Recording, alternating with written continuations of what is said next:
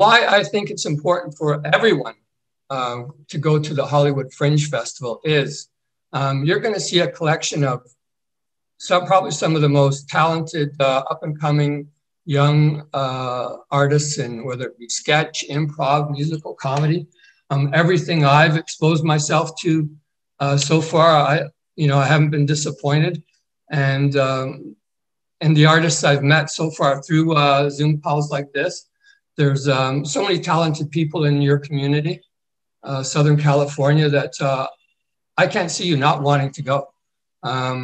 You've got people who are, and they're doing, like I said, when talking about Matthew, they're doing it for all the right reasons, They love what they do.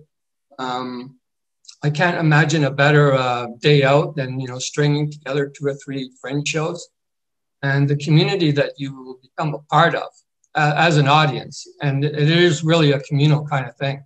This is what I've experienced. You're going to love every minute of it. I can guarantee you won't be disappointed. Hello, my name is Tom McAteer. I am with the Easter Bunny at this year's Fringe Festival. Please watch this video. Why did I come up with the idea for Easter Bunny, and why did I have to write it? That's an easy one. It was evening about in 2015. My girlfriend and I were watching an episode of Forensic Files. Actually, we were binge watching episodes of Forensic Files. And it was one of these evenings where they were playing their top 10 episodes from that their fans vote on as the most disturbing. Just a little info in case people don't know. It's one of these procedural kind of crime shows that detail real crimes and how they're solved. And on this particular evening, they had played 6 or 7 in a row that had the most, they didn't lie. They were disturbing individuals and the crimes they commit. And there was one point where my girlfriend actually started to shake.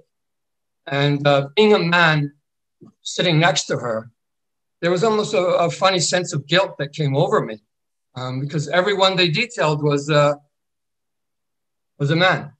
And I said to her, wow, it's just as good, when you have those moments when you need to say something, even though it might not make any sense. I said to her, wow, it's like 90% of these psychopaths are men. And she, almost in anger, said, try 99. And it resonated with me. And she was open to me, and she detailed, like a lot of women, they all have, most women have a story to tell. That they might, that you might, even being intimate partners with a woman, you might never hear. And it affected me. So I felt the need to use that word to write on that subject. And also by writing, we learn. The Easter Bunny is an exploration in my journey to discover paths men take to become these type of people. The main story of the Easter Bunny being a monologue, there's only going to be one character on stage. But the story arc, just to give a little bit of a tagline to it, story of a man who breaks into a woman's basement apartment. And while he's waiting for her to arrive, he ruminates on his life history, the things that brought him to this place. And he reflects on the effect his life has, the actions he has on victims and predators, people like himself, because he's actually both. I will be performing the Easter Bunny. That's an interesting thing too, because the play, like I said, the little company I'm involved with Marble's theater group, we have some professional actors. It's not all just amateurs. There's guys who try, they're not making a real living on it, but they're trying to. And those guys did not want to be the Easter Bunny. They did not want to take on that part. They liked it. They liked the different arcs of the character, but it was it's not a credit they wanted on their resume. So I ended up taking on that role myself. And that's been a fun challenge too, you know, taking courses, learning the acting, you know, what it takes to become an actor, not what it all takes. I know it takes a lot more than what I've learned, but it's been another learning experience for me. What I would like the audience to get out of the Easter Bunny is, first of all, it's a very serious subject, and it's not one I take lightly. There's no element of the play that I want to trivialize, because I know that there'll be a lot of people who see the play who would have been victims, and it's actually something we touch on actually in the text of the play, that graphic scenes of violence are not necessary. In the Easter Bunny, you won't see any scenes of violence. I mean, there'll be the theme is violent, but there won't be any violent action on stage. There isn't any nudity on stage. There isn't any off-color language in the stage. There's no profanity. We try to make that element of the experience kind of sterile for people who actually have been victims of this crime. So what I want the people to get, would like to get the people out of it, is get some and you know, men especially. It's actually almost a play for men, to get an idea of, to reappraise their behaviors, to reappraise their, take another look at their attitudes and their own personal histories. Because a lot of time, I believe, you know, and just in discussion with my friends since I've written this, a lot of guys will have taken me aside and said, you know, yeah, I remember a time. And it's something, as time goes by, you rationalize some of your bad behavior.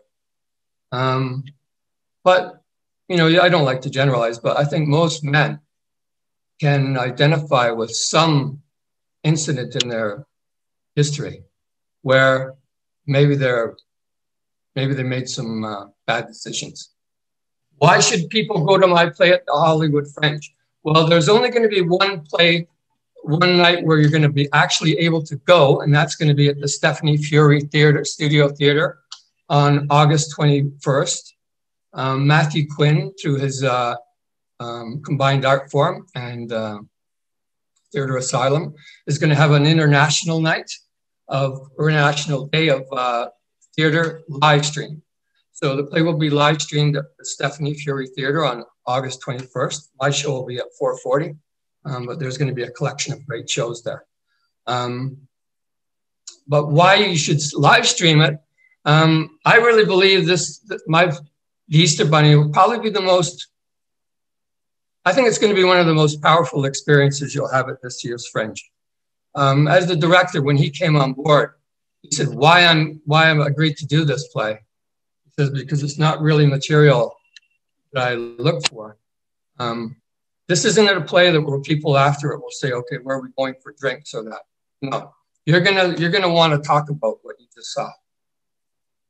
And I think, you know, without seeing, I know there's going to be lots of great people. I know Matthew's group that he's put together, Theater Asylum, is going to have a slew of great artists there. And I've actually had the chance to speak to some of them. But I think the Easter Bunny is going to resonate with you for a long time. What I am looking forward to seeing during my performance at the Fringe Festival doing Easter Bunny is I'm interested to see how my character arc evolves during the play. I think it's going to be a very challenging role. As the director says, you know, we've been working a lot on things, and there's, you know, actually, as funny as it sounds, there is elements of humor in the play, and it's going to be interesting for me to see how I adapt and change with the you know, how rehearsal will be different from actual performance. You know, what kind of thing. I hope I'm surprised by some of the things that surface in my performance. If there's anything else I would like to say about the play, I think the Easter Bunny, as we've covered, is a challenging play. It's going to be challenging for audiences because this is not going to be the type of character that you really want to identify with, or you want to be in their corner. But these people do exist, and they are human beings. And what the Easter Bunny, I think, will accomplish, at the end of the day, you'll consider people like these in a slightly different light. And you'll get a better understanding of where they come from and who they are among us. My name is Tom McAteer. I'm the writer of The Easter Bunny. If you enjoyed our conversation, please come out to see our play, and a special feature on the 21st as part of Combined Art Form's International Day. See you then.